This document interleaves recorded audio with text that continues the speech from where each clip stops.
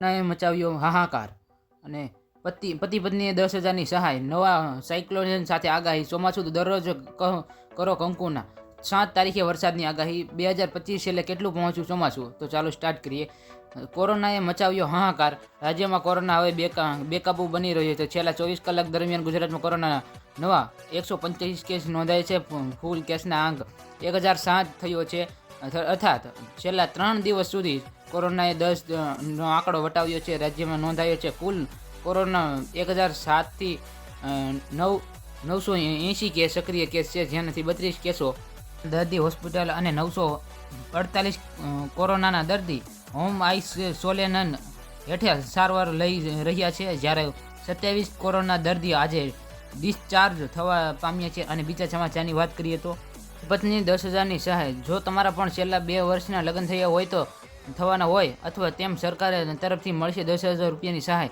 કુંવરબાઈનું મામેરું સહાય યોજના અંતર્ગત કન્યાને 10,000 રૂપિયાની સહાય આપવામાં આવે છે, જેમાં તમારું ઓનલાઈન ફોર્મ ભરી જરૂર ડોક્યુમેન્ટ અપલોડ કરવા રહેશે. જેમાં ડોક્યુમેન્ટ કન્યા આધાર કાર્ડ, કન્યા પિતાનો વાર્ષિક દાખલો, આવકનો દાખલો, લગ્ન પ્રમાણપત્ર, સ્વ ઘોષણા પ્રમાણ અને બેંક ખાતા પાસબુકની નકલ વગેરે ડોક્યુમેન્ટ અપલોડ કરી અરજી સબમિટ કરવાની હોય છે. જ્યારે થોડાક સમય બાદ તમે કરેલી અરજી જ્યારે એપ્રુવલ થશે ત્યારે તમે આપેલા બેંક એકાઉન્ટ નંબર પર 10,000 રૂપિયા જમા કરવામાં આવશે. અને ત્રીજા સમાચારની વાત કરીએ તો સાયક્લોન સાથે આગાહી, હવામાન નિષ્ણાત અંબાલાલ પટેલની આગાહી સામે આવી છે કે જેમાં તેવું કહેવું છે કે 12થી 18 જૂન સુધીમાં ગુજરાત ચોમાસું આવી જશે અને બંગાળ ઉપસાગર સાયક્લોન બની રહ્યું છે, જેને લઈને 10 તારીખ સુધી આસપાસના તેના અસર જોવા મળશે અને ગુજરાતના પૂર્વ ભાગમાં તેની અસર થશે. તો વરસાદ આવશે, ઉત્તર ભારતમાં કેટલાક ભાગમાં પવન અને આંધી આવશે અને અંદાજે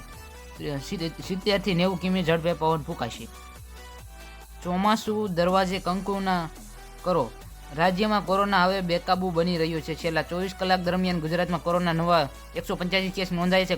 કુલ કેસનો આંકડો 1007 થયો છે. અર્થાત છેલ્લા 3 દિવસ સુધી કોરોનાએ 1000 આંક વટાવ્યું છે, જ્યારે નોંધાયેલ કુલ કોરોનાના 1007 પૈકી 180 કેસ સક્રિય, જેમાંથી 32 કેસોનો દર્દી હોસ્પિટલ અને 948 કેસોના દર્દીઓ હોસ્પિટલ ક્રોમ સેલેવન હેઠળ સારવાર લઈ રહ્યા છે, જ્યારે 27 કોરોનાના દર્દી આજે ડિસ્ચાર્જ થવાની પામ્યા છે.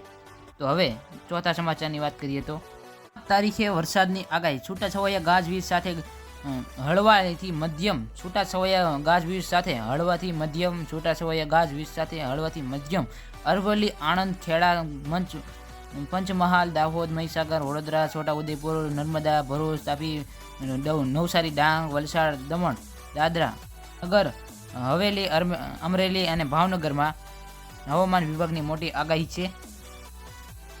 2025 કેટલા પહોંચ્યું ચોમાસું? દેશમાં ચોમાસું વહેલા શરૂ થઈ ગયું છે. કેરળ અને મુંબઈ સુધી ચોમાસું વહેલું આવી ગયું છે, પણ મહારાષ્ટ્ર અને મુંબઈ ચોમાસું આગળ વધવાનું હતું. આને બદલે ચોમાસું અહીં જ અટકી ગયું છે. હાલમાં કંઈ નવી સિસ્ટમ નથી સર્જાઈ. આ દરમિયાન હવામાન વિભાગે આગાહી કરી છે તે મુજબ દક્ષિણ ગુજરાતમાં 14થી 15 જૂન પછી ચોમાસું પહોંચી ચૂક્યું છે અને મુંબઈમાં પણ ચોમાસું પહોંચ્યું છે અને પછી ગુજરાતમાં પણ તેની એન્ટ્રી થાય છે. આવા જ વિડીયો માટે ટીચ ન્યૂઝ ગુજ્જુને સબસ્ક્રાઈબ કરો. જય હિન્દ, જય ભારત, નમસ્કાર.